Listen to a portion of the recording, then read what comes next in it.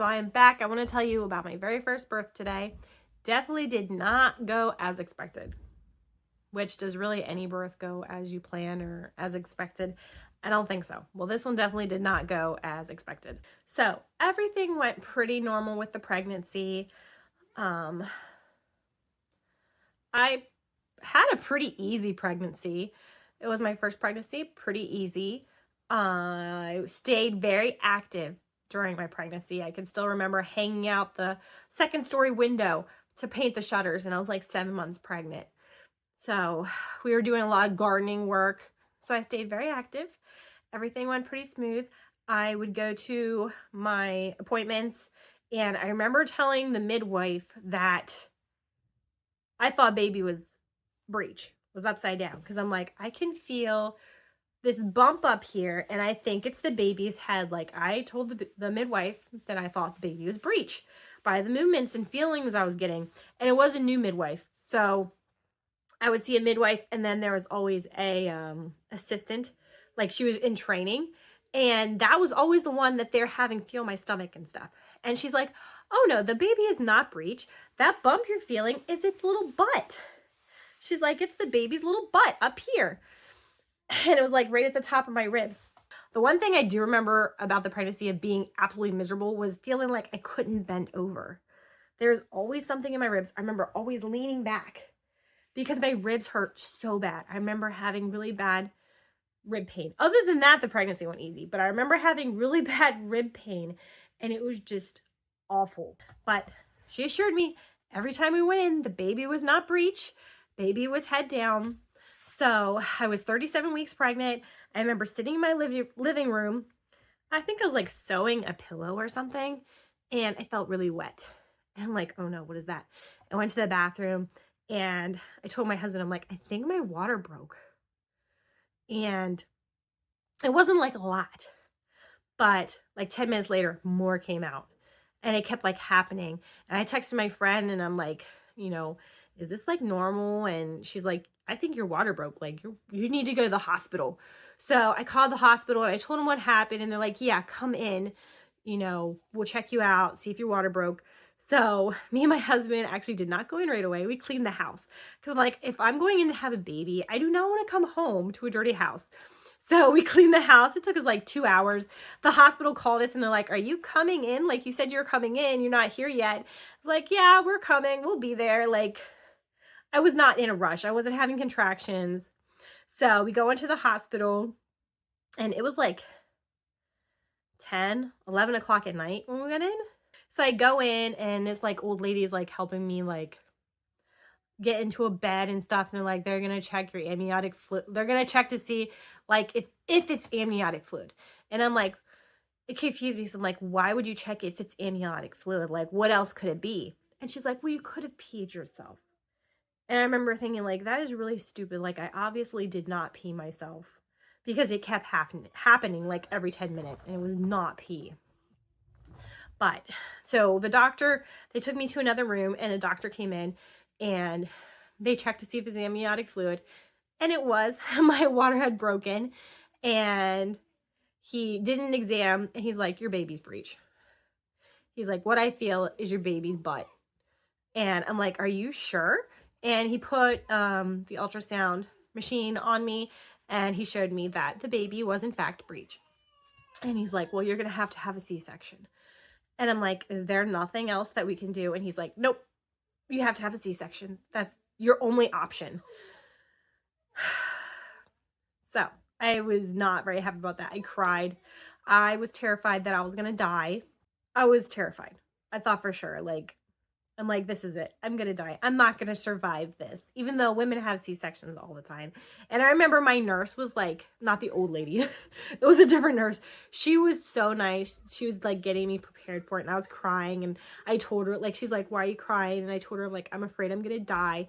And then the doctor comes back in with all this paperwork for me to sign. He's like, here's your paperwork you have to sign just in case we kill you.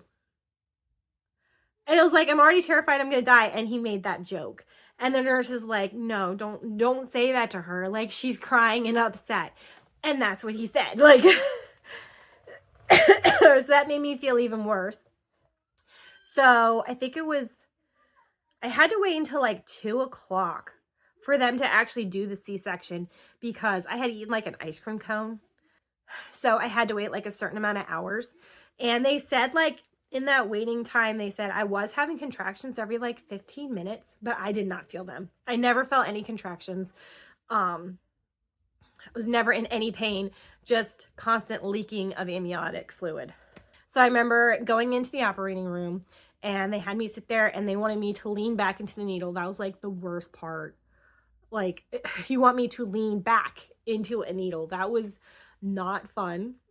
It was, yeah. Eventually did it though. So then after that, they like strapped my arms down. So like I was like that. I could not move my arms. I could not move anything. And got me all ready for the surgery and stuff. Doctor came in and I remember being able to smell my burning flesh as they're like cutting me open.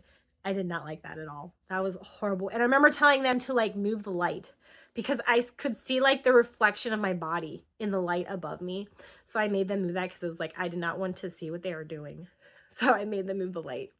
And then they get the baby out and he cried. Everything was good. And they did have to take him to the NICU for a little bit because I guess he was having a little trouble breathing.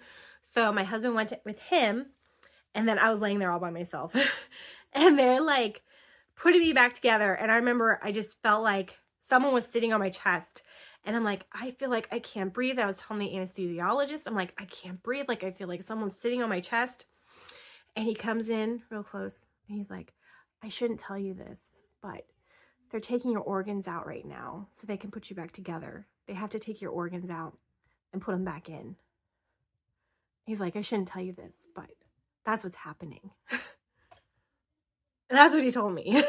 As I'm laying there, afraid I'm going to die, strapped down. My husband's gone, my baby's gone, and in immense pain on my chest. And that's what the anesthesiologist told me. Completely terrifying. Completely terrifying. But I will say one thing. My doctor did an amazing job at putting me back together because I barely even have a scar. He did a really good job he glued me. He didn't sew me or staple me. He just like used glue. He did a very good job because it looks really good. I've seen like horror stories of people's C-sections and like he did really good. So then they took me back to this recovery area. My husband was there. He was with me then. And they brought in the baby. They're like, do you want to hold your baby? And I'm like, no, I cannot hold my baby. I felt so sick. I was throwing up. I felt horrible. Like I felt like I was going to die and just constant like vomiting. Like it was awful. And it was like, I could not even hold the baby. I could not look at the baby. I couldn't do anything. I mean, I felt like this is it. Like I had never felt so bad in my entire life. So that eventually went away and they put us into our own room. It was better being in our own room, being able to recover. And then I remember I kept asking for the baby. I'm like, okay, you can bring the baby back now. And they would not bring him back. They're like, okay, well, I'll go get him then and I'll bring him back to you. It was hours later before they brought the baby back to me, just because they were so busy, I guess. I mean, it was hours before they brought me back my baby. And I kept having to ask, like, hey, you didn't bring my baby back. Like, when are you giving me my baby? So that, out of everything, was like the worst part. And the part that I look back on the most that makes me the angriest is they didn't give me my baby for hours after he's born. And I had to keep asking them to give me my baby back. But they eventually gave him back. And I remember he had lost a lot of weight after he was born, but he kept coughing up amniotic fluid. And I feel like part of the losing a lot of weight was the fact that he had all of that amniotic fluid that he kept coughing up, and they didn't give me my baby back. I couldn't even feed him. So I had a lot of troubles with nursing after that, and it was just like a miserable experience. I only nursed him for a month before I just completely gave up because it just was not working. And part of the reason of that, I think, is because the hospital was just so terrible. And I would nurse him in the hospital and they're like, how long have you been nursing him for? I'm like, oh, I've had him on for like 30 minutes. And she'd get like mad at me. She's like, well, he's just using you as a pacifier. So then she was like, you know, you need to stop nursing him. You should only nurse him for 15 minutes on each side. So I feel like I was set up to fail with breastfeeding my first child just because the hospital did not know what they were talking about, because I've nursed other babies since then, and 15 minutes on each side is just ridiculous. Like, you're never going to produce enough milk, if you're only nursing for 15 minutes on each side.